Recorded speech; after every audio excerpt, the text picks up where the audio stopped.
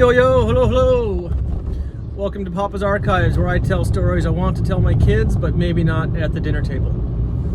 And today, I'm going to talk about the time where I didn't kill a guy. We were going to. We didn't want to, but we felt like we had to. And things worked out. We didn't. But to get there, I have to talk a little bit about racism. Racism in Japan is pretty mellow. It's usually passive. It's usually quiet.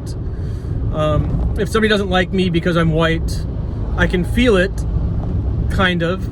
Maybe it's at a restaurant, it's a staff somewhere, or maybe it's an old hotel or something. But they usually just kind of dismiss me. They usually just kind of, look away and don't talk back to me, don't answer questions or something like that. It's usually pretty quiet stuff.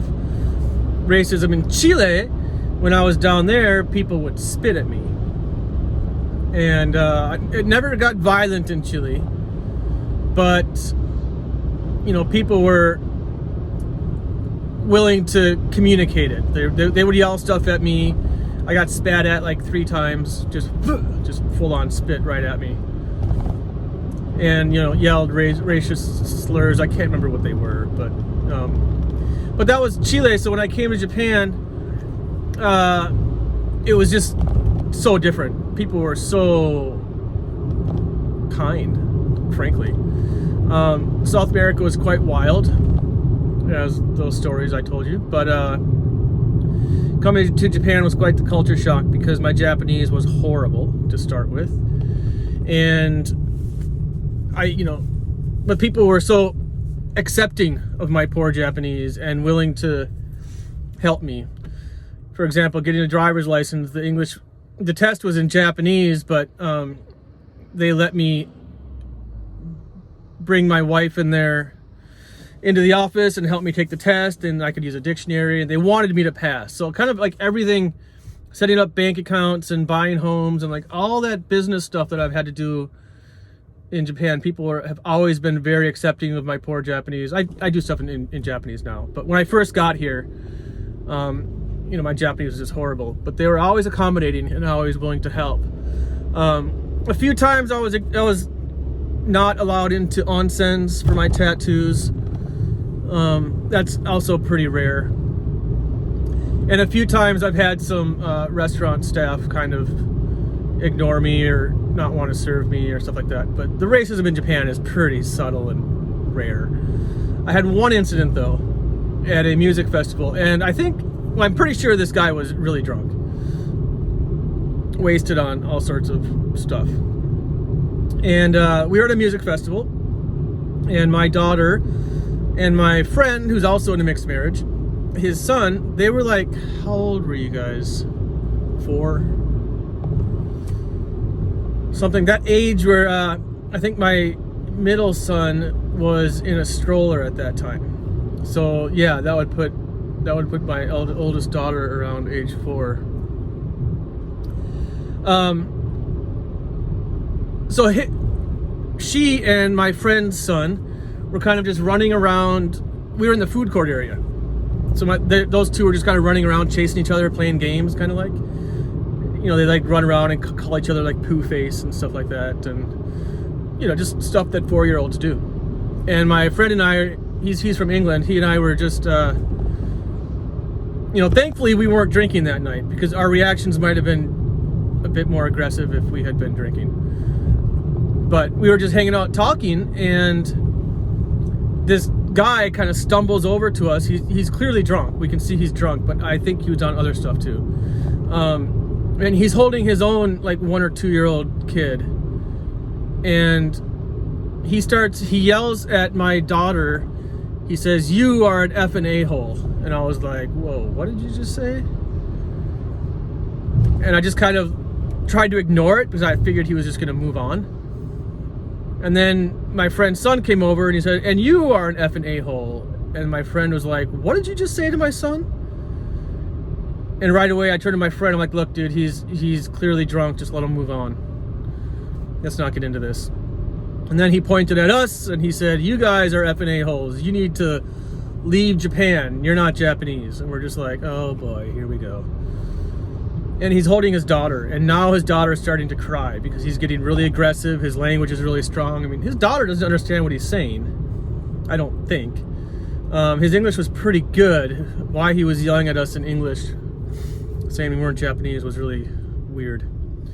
So anyway, he was saying that we need to leave Japan, and if we didn't leave, then he was going to kill us.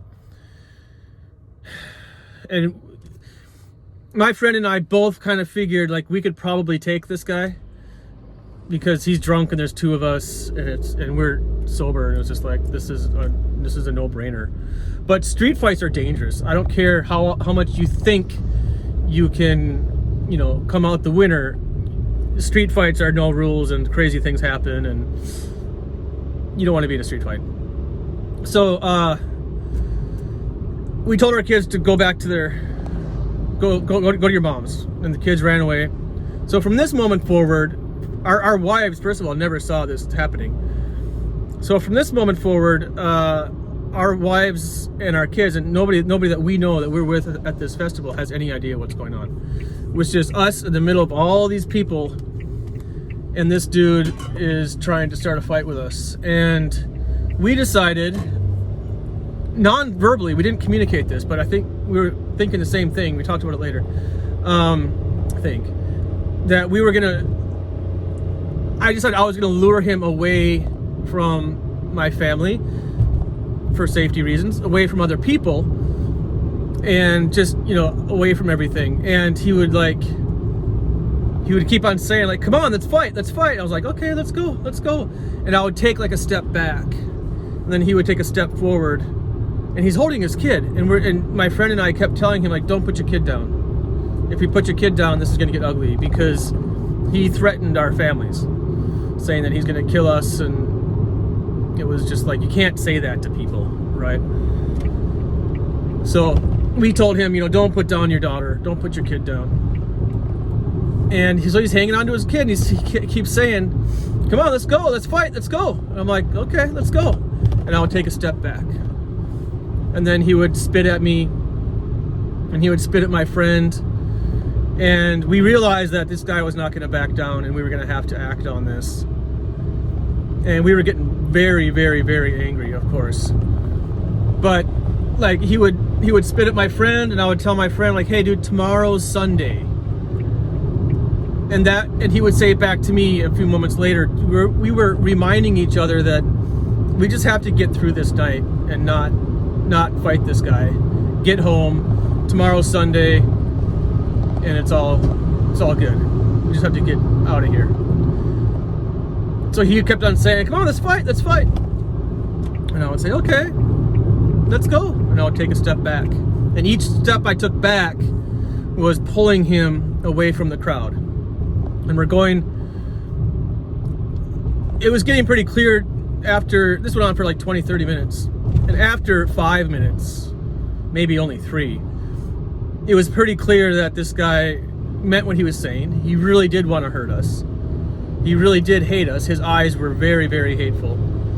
You could just feel it, you know it, when you encounter that. And I thought for sure that we were gonna harm this guy, or at least have to get involved in some kind of scuffle. And I didn't want my kids to see it. I didn't want anybody to see it, especially if it got really violent. And we did actually kill this guy because he threatened our families. You have to remember that. When people threaten you and your kids, there's only one reaction. It's either, you know, it's fight or flight is the common nomenclature, but you know, when someone threatens your kids, you know, your instincts trigger, and the only thing you want to do is basically kill that guy. That's how it goes. There's no thinking. That's just the reaction. So as we got closer and closer to the edge of the food court, where all the vendors were selling food and stuff, at the other side of the vendors was a dark road, non-lit road. And that's where I was trying to take this guy, because I didn't want anybody to see what we were going to do to him. And we kept telling him, don't put down your kid. Don't put down your kid. And, we were asking people for help as we were moving away, and everybody was just ignoring us. They would just walk by. They're like, I'm not getting involved in that. And I don't blame them, but, So finally, at the last, there's a ramen shop, a ramen booth, a table and a tent selling ramen. And I yelled over to this ramen guy. I'm like, you come over here, help us deal with this guy. And he's like, what's going on? And then the same conversation continued. He's just like, I'm gonna effing kill you. And I would say, okay, come on. And I would keep luring him back. And he would say it again, I'm gonna effing kill you. And so now the ramen guy understands what's going on. He's like, okay, this guy is threatening these two, and these two are trying not to get involved, but clearly they're going to. And if he puts his kid down, it's gonna be a nightmare. His kid's just crying the whole time. I felt so bad for her. Abusive father like that. So now we're down in the street, in the shadows, and in the dark, and nobody can see us anymore. And finally he yells to me, he's like, I'm gonna effing kill you. I was like, okay. And then he looked around and he realized that we were out of the festival now. We were out of sight from everybody. And he said, why do you retreat? In English. All of this was in English. And I said, look around you. And he looked around him and he realized that there was nobody there anymore. That we were out of the festival. And I said, don't put down your kid. Just leave. You need to just leave us alone. And then he realized that something like a light bulb went off in his head, and he was like, oh, this is not a good position to be in for me. But he hated us, and he was still angry, so he started kind of walking away from us with the ramen guy, and he's yelling back, and he's like, if I ever see you again, I'll effing kill you and your kids. Get out of Japan. And I was like, I'm not leaving Japan, but I hope I never see you again. And that was basically it. And then the next morning, so after that, after he left and out of sight, me and my friend, we went back to our wives and our kids. We said, we have to leave the festival right now, because I don't know where that guy is now. I can't see him, and that's scary to not know where he is. Because, yeah. So we left in a hurry. And my wife was like, why are we leaving in such a hurry? I'm like, I'll tell you the story at the car. We have to go. So we got to the car and we left, and that was it. And I told her on the drive home what had happened, and she was like, I had no idea, Nathan.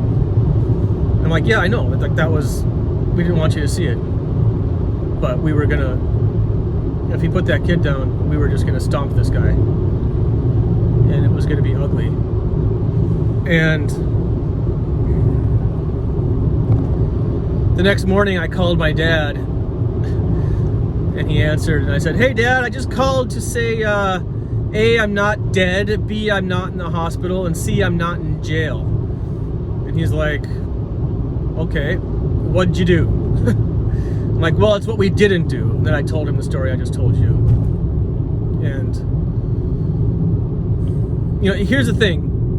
When people threaten you, there's only one reaction. But you want to avoid a street fight at all costs. Because later, when my friend and I talked about this, I was like, I'm pretty sure you and I could have just stomped that guy into the ground. And he was like, I don't know, I think he was a fighter. I'm like, what do you mean? He's like, well, I used to box, which I didn't even know. And he's like, that guy was looking us up and down, sizing us up, determining whether or not he could take us. And I was like, I'm pretty sure he was pretty drunk though. And he's like, he was on something else too, because that rage coming out of him was just whatever. And that was my biggest concern. Not that he was a fighter. I didn't think that he was a fighter. My concern was that he wouldn't feel pain. If we actually got into a fight and punches started flying, he might not even react to being punched in the face. That was my concern. And my friend's concern was like, no, I think he was a trained fighter. which I don't believe, because trained fighters don't pick fights in the wild generally. That's pretty rare. Trained fighters have discipline and they know how dangerous fighting actually is, and they don't want to get in a street fight. So I don't know, who knows? It's impossible. And that's what I'm trying to say is it's impossible to know. Street fights are dangerous. Just get away from them, because tomorrow's Sunday. But my kids are mixed race, so I suspect you guys are going to have a little bit of trouble in school, maybe high school. Elementary school and junior high school, probably not. It might start in junior high school if there's any kind of bullying going on. The stuff I saw when I was a high school teacher, fights were pretty rare, and I was at an average school. I had some teachers students. I had some students who would yell racial slurs at me every time they saw me. And that guy is now the manager at the car dealership, which is the same brand of car that I drive. Not this one, my Honda. And I brought my car in for some transmission oil change, and he walks over to me and he's like, "Hey, were you my English teacher at that school? Are you Nathan?" And I'm like, "Yeah, who are you?" And he's wearing a mask because these are Corona times. And he says his name, and then I was like, "Oh, Ulala Reds," which is a soccer team down south. And he's like, yeah. And I was like, okay. He's like, "I can't believe you remember me." And I was just like, "You were the most racist student I've ever had. Of course I remember you." But again, how long did I teach? 15 years at high school? I only had 2 or 3. I could probably think harder and name them, but who cares? I only had 2 or 3, they're not really racist either at that age. They're just kind of bigoted. They're just kind of dumb. And bigoted just means they don't have any experience in life. So they make judgments about other people. But racism is the next step, where they dislike you because of your different race. So there's a difference between bigotry and racism. But I think my experience with racism in Japan has just been bigotry, mostly. Just people who haven't been outside their neighborhood. They don't have any life experience. And I'm scary to them. I make them nervous, basically. Not scary, but I just make them uncomfortable because I'm not the same. And that, again, it's quite rare to deal with this. But you kids are mixed race, and the mixed race stuff, some Japanese kids, the bigots, will say things like, will say that you're not Japanese, or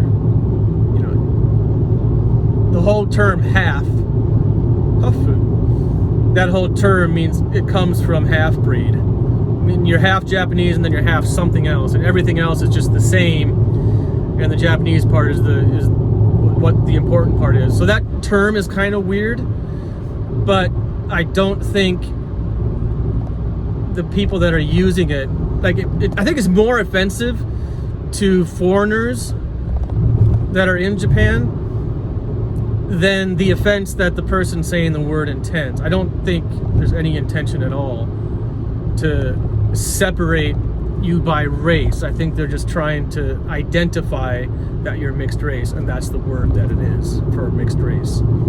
So, I think as you get into school and the kids start to realize, oh, you're mixed race, and what does that mean? There might be some uncomfortable conversations in there in the future, but 99.9% of them are just going to be curious, innocent questions, bigoted questions, because they're just trying to gain experience. They're not trying to be hateful in any way. And again, I've seen so few fights. I had one student try to fight me because I was white. But again, he's just a young, dumb kid, so who cares?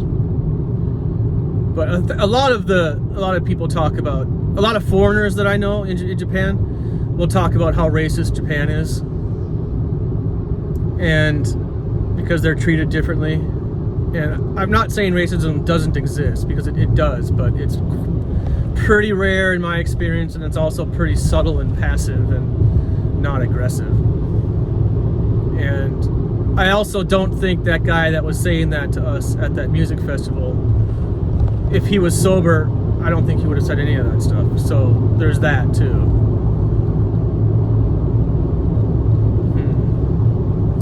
But the main point of that today, kids, is walk away. Because you never know what's going to happen. And tomorrow's Sunday. Anyway, that's it. The time we almost killed a guy. And thank God we didn't. Anyway, thank you for watching Papa's Archives, where I tell stories I want to tell my kids, but maybe not at the dinner table.